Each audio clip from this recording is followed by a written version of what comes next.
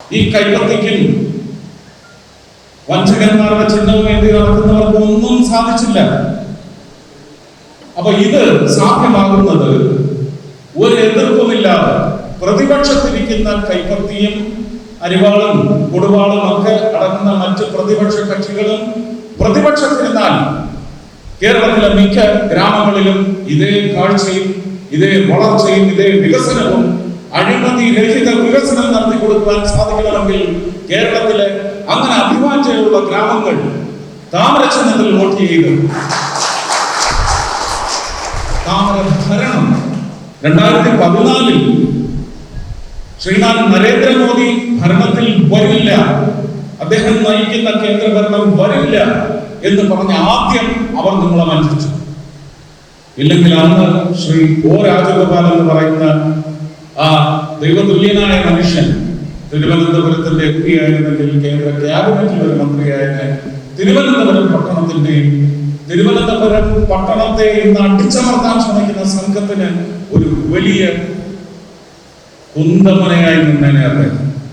പ്രിയ സഹോദരി സഹോദരങ്ങൾക്ക്, ഭാരതീയ ജനതാ പാർട്ടിയുടെ നേതാക്കൾക്ക്, വേദിക്കുന്ന സദസ്സിന് എല്ലാവർക്കും വലിയ നമസ്കാരം. ഒരു പ്രത്യേക രാഷ്ട്രീയ സാഹചര്യത്തിലാണ് ഇത്തവണ തദ്ദേശ ഭരണ സ്ഥാപനങ്ങളിൽ പുതിയ വാർഡ് മെമ്പർമാരെയും കൗൺസിലർമാരെയും എല്ലാം കാത്തിരിക്കുന്നു. ആ കസേരയിൽ ഒരുപാട് നല്ല ഉദ്ദേശത്തോടെയും കെട്ട ഉദ്ദേശത്തോടെയും വന്ന് ആ സ്ഥാനം അലങ്കരിച്ചവരുടെ എണ്ണം എത്രയെന്ന് നമുക്കൊരു അവലോകനത്തിലൂടെ തിട്ടപ്പെടുത്തേണ്ട വലിയ ബുദ്ധിമുട്ടൊന്നുമില്ല. കാരണം കേരളത്തിൽ മാത്രം ഇപ്പോൾ അവശേഷിപ്പിച്ചിരിക്കുന്ന ഇനി കഷ്ടിച്ച് 2-3 മാസക്കാലം മാത്രം അവശേഷിക്കുവാൻ പോകുന്ന ഒരു രാഷ്ട്രീയ പ്രത്യയശാസ്ത്രത്തിന്റെ പിൻബലത്തിലുള്ള ഭരണം അഴിമതിയുടെ കാര്യത്തിലും വഞ്ചനയുടെ കാര്യത്തിലും കേരളത്തിന്റെ അന്തസ്സ് എടുക്കുന്ന തരത്തിലുള്ള പ്രവർത്തനമാണ് കാഴ്ചവെച്ചിട്ടുള്ളത്. വാർഡുകളുടെയൊക്കെ കാര്യത്തിലേക്ക് വരുമ്പോൾ അടിസ്ഥാന വർഗത്തിന്റെ ഉദ്ധാരകന്മാരെന്ന് പറയുന്നത് ഒരു MP എന്ന നിലയ്ക്ക് എനിക്ക് MP ഫണ്ടിന്റെ നിർവഹണവുമായി ബന്ധപ്പെട്ട് പല ഇടങ്ങളിലേക്ക് ചെന്നത് ഒരു 60-70% പദ്ധതികളും നടപ്പിലാക്കാതിരിക്കാനുള്ള വഴിയാണ് അവിടെ ഉണ്ടായിരുന്ന നമ്മുടെ പ്രതിപക്ഷം എന്ന് വിളിക്കുന്ന ഇന്ന് കേരളത്തിലെ ജനങ്ങളുടെ പ്രതിപക്ഷമായിരിക്കുന്ന ഈ ഭരണപക്ഷവും അവരുടെ പ്രതിപക്ഷവും ഞങ്ങളുടെ പ്രതിപക്ഷവും മറ്റേ പ്രതിപക്ഷവും എല്ലാം അത്തരത്തിലുള്ള പ്രവർത്തനമാണ് കാഴ്ചവെച്ചിട്ടുള്ളത്. അതിൻ്റെ ഒരുപാട് കാലതാമസം അല്ലെങ്കിൽ പ്രാപ്തിയില്ലായ്മ എന്ന് മറ്റുള്ളവരെ കൊണ്ട് പറയിക്കുന്ന തരത്തിൽ എൻ്റെ ഫണ്ട് വിനിയോഗത്തിൽ ഒരുപാട് വീഴ്ചകളുണ്ടായി. അപ്പൊ ഞാൻ ആഗ്രഹിക്കുന്നത് തിരുവനന്തപുരത്തെ കല്ലിയൂർ ഗ്രാമപഞ്ചായത്താണ് ഞാൻ ദത്തെടുത്ത ഗ്രാമം. ആ ഗ്രാമത്തിൽ ഞാൻ MP ആയിരുന്ന കഴിഞ്ഞ 4 വർഷക്കാലം കൊണ്ട് അതിൽ ദത്തെടുത്തതിന് ശേഷമുള്ള 3.25 വർഷക്കാലം കൊണ്ട് അവിടെ ഈ കഴിഞ്ഞ 40 വർഷമായിട്ട് കോൺഗ്രസും ഇടതും മാറി MP-മാരുണ്ടായിട്ട് എത്തി നോക്കാത്ത ദിക്കിലെല്ലാം എന്ത് മാറ്റമാണ് കൊണ്ടുവരുവാൻ സാധിച്ചത്. കല്ലിയൂർ ഗ്രാമത്തിൽ ഇപ്പൊ ഒരു തെരുവ് പോലും അവശേഷിക്കുന്നില്ല. രാത്രികാലത്ത് ഇരുട്ടിനെ അകറ്റുന്ന വെളിച്ചമില്ലാത്ത ഒരു തെരുവ് പോലും അവിടെ അവശേഷിക്കുന്നില്ല എന്നുള്ളതാണ് ഏറ്റവും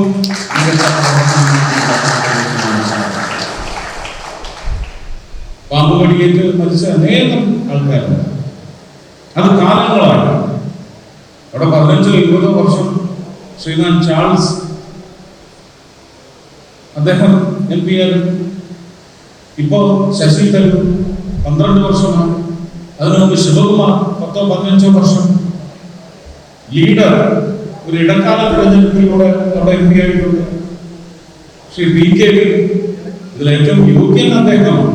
അത് പറയാതെ കഴിയും. നമ്മുടെ പ്രതിപക്ഷ പാർട്ടിയുടെ കേരളം ഭരിച്ചിരുന്ന മുഖ്യമന്ത്രി കൂടിയാണ് അദ്ദേഹം. പക്ഷെ അംഗീകാരം അത് ഒരു ഗുരുസ്മരണം പോലെ പിതൃസ്മരണം പോലെ നൽകിയേ മതിയാവും. അത് പുതിയ തലമുറയ്ക്കുള്ള ഒരു സന്ദേശമാണ്. രാഷ്ട്രീയമല്ല പ്രധാനം, രാഷ്ട്രമാണ് പ്രധാനമെങ്കിൽ ഈ പറയുന്ന ഈ എം പിമാർ അത്രയും തിരുവനന്തപുരത്ത് കല്ലൂർ എന്ന് പറയുന്ന ഒരൊറ്റ ഗ്രാമം, അതിൽ സംഭവിച്ച വീഴ്ചകൾക്ക് പരിഹാരം കാണുന്നതിന് ഒരു ഭാരതീയ ജനതാ പാർട്ടി നോമിനേറ്റ് ചെയ്ത എം പിക്ക് സാധിച്ചിട്ടുണ്ടെങ്കിൽ അതിന് പ്രധാന കാരണം എന്ന് പറയുന്നത് കല്ലൂർ ഗ്രാമപഞ്ചായത്ത് ഭരിച്ചുകൊണ്ടിരിക്കുന്നത് കഴിഞ്ഞ 5 വർഷമായിട്ട് ഭാരതീയ ജനതാ പാർട്ടിയുടെ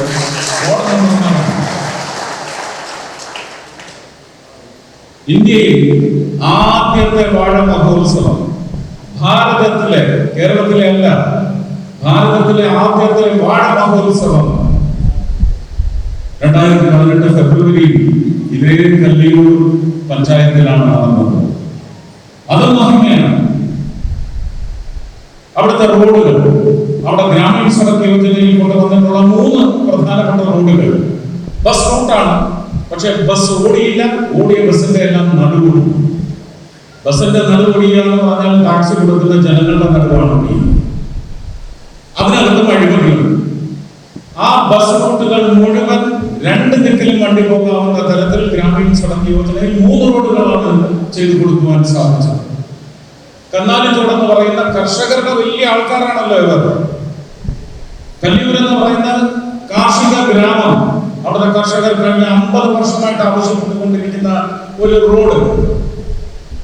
തിലകനും ശ്രീ മോഹൻലാലും അഭിനയിച്ച കിരീടം എന്ന സിനിമയുടെ കിരീടം പാലം, ആ പേരിൽ അവിടെ നിലകൊള്ളുന്ന പാലം ഉൾക്കൊള്ളുന്ന ഒരു റോഡ് 1.25 കോടി കൊടുത്തുകൊണ്ട് ഒരു താമര എം പി വേണ്ടി വന്നു ആ പദ്ധതി നടപ്പിലാക്കിയിട്ടുള്ളതാണ്. രാജ്യസഭാ എം പി എന്നല്ല ഞാൻ പറയുന്നത്, താമര എം പി വേണ്ടി വന്നു. ഈ കൈപ്പത്തിക്കും വഞ്ചകന്മാരുടെ ചിഹ്നവും വേണ്ടി നടക്കുന്നവർക്ക് ഒന്നും സാധിച്ചില്ല. അപ്പൊ ഇത് സാധ്യമാകുന്നത് ഒരു എതിർപ്പുമില്ലാതെ പ്രതിപക്ഷത്തിരിക്കുന്ന കൈപ്പത്തിയും അരിവാളും കൊടുവാളും ഒക്കെ അടങ്ങുന്ന മറ്റ് പ്രതിപക്ഷ കക്ഷികളും പ്രതിപക്ഷത്തിരുന്നാൽ കേരളത്തിലെ മിക്ക ഗ്രാമങ്ങളിലും ഇതേ കാഴ്ചയും ഇതേ വളർച്ചയും ഇതേ വികസനവും അഴിമതി രഹിത വികസനം നടത്തി കൊടുക്കുവാൻ സാധിക്കണമെങ്കിൽ കേരളത്തിലെ അങ്ങനെ അഭിവാഞ്ഛയുള്ള ഗ്രാമങ്ങൾ താമരചിഹ്നത്തിൽ വോട്ട് ചെയ്ത് താമര ഭരണം കാഴ്ചവെക്കുവാനുള്ള അവസരം നിങ്ങൾ നൽകും. അവസരത്തെ കുറിച്ച് പറയുന്നു. സാധാരണഗതിയിൽ BJP എന്ന് പറയുന്ന കക്ഷിയെ കേരളത്തിൽ ചുമ്മാ ജാട തിരിഞ്ഞു നിന്നിട്ട് ഇത് കേരളമാണ് എന്ന് പറഞ്ഞവന്മാരൊക്കെ ഇപ്പൊ എന്താണ് അവരുടെ അവസ്ഥ എന്ന് നിങ്ങളൊന്ന് അന്വേഷിച്ചു നോക്കുക. അങ്ങനെ ഒരവസരത്തിന് വേണ്ടി കുറഞ്ഞത് 2014 മുതൽ നിങ്ങളുടെ മുമ്പിൽ ഭിക്ഷയാചിക്കുന്നത് പോലെ ഒരു മാറ്റത്തിന് വേണ്ടി ഞങ്ങൾക്കൊരു അവസരം തരൂ എന്ന് പറഞ്ഞ ഭാരതീയ ജനതാ പാർട്ടിയാണ് കേരളത്തിലുള്ളത്. 2014 ശ്രീമാൻ നരേന്ദ്രമോദി ഭരണത്തിൽ വരില്ല, അദ്ദേഹം നയിക്കുന്ന കേന്ദ്രഭരണം വരില്ല എന്ന് പറഞ്ഞ ആദ്യം അവർ നിങ്ങളെ വഞ്ചിച്ചു. ഇല്ലെങ്കിൽ അന്ന് ശ്രീ ഒ രാജഗോപാൽ എന്ന് പറയുന്ന ആ ദൈവതുല്യനായ മനുഷ്യൻ തിരുവനന്തപുരത്തിന്റെ MP ആയിരുന്നെങ്കിൽ കേന്ദ്ര ക്യാബിനറ്റിൽ ഒരു മന്ത്രിയായ തിരുവനന്തപുരം പട്ടണത്തെ ഇന്ന് അടിച്ചമർത്താൻ ശ്രമിക്കുന്ന സംഘത്തിന് ഒരു വലിയ കുന്തമനയായി നിന്നേനെ അദ്ദേഹം. വികസനത്തിന്റെ കാര്യത്തിൽ നമുക്കൊരു പക്ഷേ മുന്നോട്ടിനി എന്ത് എന്ന് പറയുന്ന ഒരു നോട്ടം മാത്രം മതി എന്ന് പറയുന്ന അവസ്ഥ ഉണ്ടാകുമായിരുന്നു. 2014 വഞ്ചിച്ചു. 2015 തദ്ദേശ ഭരണ തെരഞ്ഞെടുപ്പിലും 35 കൗൺസിലർമാരെയും കൊണ്ട് താമരക്കുട്ടന്മാർ 35 പേരാണ് തിരുവനന്തപുരം കോർപ്പറേഷൻ കൗൺസിലിൽ കടന്നുകൂടിയത്. അവരുടെ നടുപൊടിക്കാൻ ശ്രമിച്ചു, തിരിച്ചൊടിച്ചില്ല. പക്ഷേ ഒടിച്ചവന്മാരുടെ എല്ലാം നടുപൊടിഞ്ഞു കിടക്കുക. തിരുവനന്തപുരം കോർപ്പറേഷൻ പിടിച്ചെടുത്താൽ കേരളത്തിലെ സെക്രട്ടേറിയറ്റിൽ നിയമസഭയിൽ സമസ്തയും പിടിച്ചെടുക്കുന്നതിന് തുല്യമാവുമെന്നാണ് ഞാൻ വിശ്വസിക്കുന്നത്. അത് സംഭവിക്കുന്നത് ആർക്കു വേണ്ടിയാണ്? വീണ്ടും ഞാൻ പറയുന്നു, അവസരം എപ്പോഴും ഞങ്ങൾക്കൊരവസരം തരൂ. ഇത് ഞങ്ങളുടെ അവസരമാണ്. സ്വർണ്ണക്കടത്തും ലഹരിക്കടത്തും ഒക്കെ ഉണ്ടെങ്കിൽ, വിജിലൻസ് അന്വേഷിക്കുന്ന വിഷയങ്ങളെല്ലാം നിങ്ങളുടെ മുന്നിലുണ്ടെങ്കിൽ, ഇത് ഞങ്ങൾക്ക് ഉള്ള അവസരമാണെന്ന് പറയാൻ ഞങ്ങൾ തയ്യാറല്ല. ഇത് കേരളത്തിലെ ജനതയ്ക്കുള്ള അവസരമാണ്. നിങ്ങൾ ഈ അവസരം കൃത്യമായി ബുദ്ധിപരമായി അതിനേക്കാൾ യുക്തിപൂർവം നിങ്ങളുടെ സമ്മതിദാനാവകാശം ഉപയോഗിച്ചാൽ നിങ്ങൾ നരേന്ദ്രമോദി നയിക്കുന്ന കേന്ദ്ര സർക്കാരിന്റെ വികസനോന്മുഖ പ്രവർത്തനങ്ങൾക്ക് മാർപ്പെടുന്നുണ്ടെങ്കിൽ, അഴിമതി രഹിത ഭരണത്തിന്, കേന്ദ്ര ഭരണത്തിന് നിങ്ങൾ മാർപ്പെടുന്നുണ്ടെങ്കിൽ, അഴിമതി നിർമ്മാർജ്ജനം ചെയ്യും എന്നിവിടുത്തെ സമ്മതിദായകൻ ദൃഢപ്രതിജ്ഞ എടുത്താൽ LDF വരില്ല, UDF വരില്ല, രണ്ടും വരില്ല. ഇതുണ്ടാവണം. അവസരം നിങ്ങൾക്കുള്ളതാണ്. നിങ്ങളത് കൃത്യമായി വിനിയോഗിച്ചാൽ 5 വർഷത്തെ തദ്ദേശ സ്ഥാപനങ്ങളിൽ താമരയുടെ സുഗന്ധം, താമരയ്ക്ക് സുഗന്ധമില്ല എന്നൊക്കെ പറഞ്ഞ് പരത്തും, പ്രവർത്തന മികവിലൂടെയുള്ള, പ്രകടന മികവിലൂടെയുള്ള, കേൾപ്പിലൂടെ, നൽകലിലൂടെ, ലഭ്യതകൾ മുടക്കാതിരിക്കുന്നതിലൂടെ, സമയക്ലിപ്തത പാലിച്ചുകൊണ്ട് നിങ്ങളിലേക്ക് വികസനത്തിന്റെ ഓരോ കണികയും എത്തിക്കുന്നതിന് തീർച്ചയായിട്ടും കേരളത്തിലുള്ള മുഴുവൻ താമരക്കുട്ടന്മാർക്കും ഞങ്ങളെ പിന്തുണയ്ക്കുന്ന NDA സഖ്യത്തിനും തീർച്ചയായും സാധിക്കുന്നതിനാണ് ഞാൻ വിശ്വസിക്കുന്നത്.